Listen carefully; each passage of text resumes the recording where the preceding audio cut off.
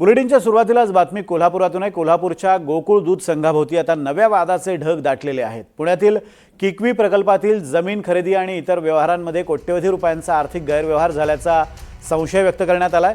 भाजपचे ग्रामीण जिल्हाध्यक्ष राजवर्धन नाईक निंबाळकर यांनी थेट मुख्यमंत्री देवेंद्र फडणवीस यांच्याकडे या प्रकरणाच्या चौकशीची मागणी केली आहे। जमीन खरेदीच्या वेळी मूळ किंमत आणि दाखवलेली किंमत यामध्ये मोठी तफावत असल्याचा दावा करत संपूर्ण व्यवहाराची श्वेतपत्रिका जाहीर करण्याची मागणीही करण्यात आली आहे। गोकुळमधील कथित गैरव्यवहाराच्या आरोपांमुळे कोल्हापूरच्या राजकारणात नवा वाद पेटण्याची चिन्ह आहेत।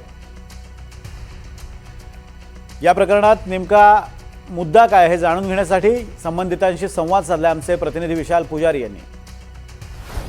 गोकुळ दूध संघाच्या निवडणुकीची रणधुमाळी सध्या सुरू आहे। मात्र याच रणधुमाळीमध्ये गोकुळमध्ये एक आर्थिक गैरव्यवहार झाला आहे का असा एक संशय जो तो निर्माण झालेला आहे। आणि याच संदर्भात भाजपचे ग्रामीण जिल्हाध्यक्ष राजवर्धन नाईक निंबाळकर यांनी प्रशासनाला निवेदन देखील दिलं आहे।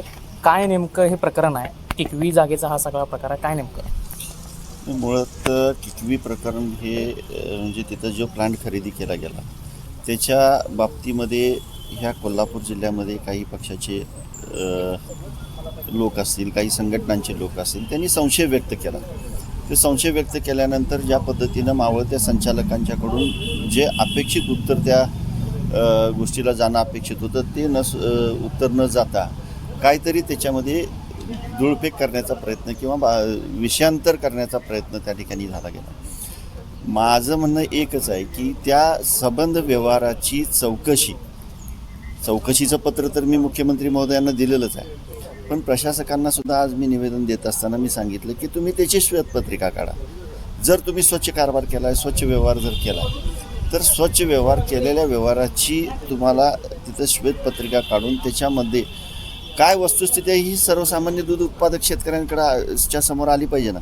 जर एखाद्या प्रकरणामुळे जर गोकुळ दूध संघ बदनाम होत असेल तर त्या संघाची बदनामी न होता, कारण गोकुळ दूध संघ स्पर्धेच्या युगामध्ये टिकवण्याचं काम आपल्या दूध उत्पादक शेतकऱ्यांच्या माध्यमातून आपल्याला करावं लागतं। त्यांच्यामध्ये संभ्रम होता कामा नये हीच माफक अपेक्षा माझी या प्रशासकांच्याकडे होती आणि त्या दृष्टिकोनातूनच मी आज हे निवेदन त्या ठिकाणी दिलेलं आहे। तुमच्याकडे सगळी माहिती आहे, नेमकं याच्यामध्ये कोण कोण आहे, काय नेमकी तुमच्याकडे कागदपत्र, काय नेमकी माहिती आहे याच्यामध्ये? आता ही जी मी चौकशी करण्याच्या संदर्भामध्ये पाठपुरावा करतो, कोण कोण आहे, काय काय आहे, ह्या सगळ्या गोष्टी मी चौकशी अंती मग बोलेल। कारण आत्ताच मी एखाद्या व्यक्तीवरती किंवा एखाद्या कोणावरती जरी मी एखाद्याचं नाव घेणं उचित ठरणार नाही, पण मी जबाबदारीनं सांगतो की संचालक मंडळ असेल किंवा काही लोक असतील, ह्या सगळ्यांच्या माध्यमातून आपल्याला जो व्यवहार झाला त्या व्यवहाराची चौकशी खऱ्या अर्थानं त्या ठिकाणी होणं अपेक्षित आहे। ती चौकशी व्हावी। जो गैरव्यवहार आहे तो नेमका लाखांमध्ये आहे, कोटीमध्ये आहे, काय? तो व्यवहार कोटींमध्ये आहे, लाखांमध्ये असायचं काही कारण नाही। व्यवहार कोटींमध्ये आहे आणि त्या व्यवहाराची सखोल चौकशी व्हावी एवढीच माझी माफक अपेक्षा।